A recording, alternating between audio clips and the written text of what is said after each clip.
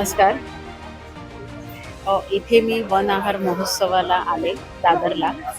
अ, आम्ही नंदुरबार ह्या आदिवासी भागात आपण तर जाऊ शकत नाही. पण तिकडचं लोक अन्न काय खातात याची काहीच माहिती लोकांना नसते. ते कसे राहतात तेही माहिती नसतं. पण हे इथे त्यांनी जो महोत्सव ठेवलाय की त्यामुळे त्यांचा आहार काय आहे, ते काय खातात, आपल्याला त्या भाज्याही माहिती नाहीये. इथे मी आता टेस्ट केली मक्याची अ, अ, भाकरी होती आणि 3 त्याच्यासोबत रानभाज्या होत्या आणि गव्हाचा डोसा होता.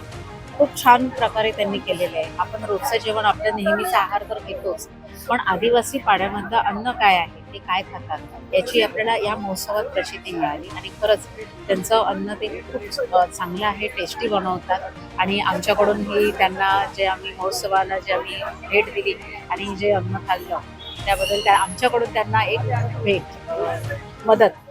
Thank you so much.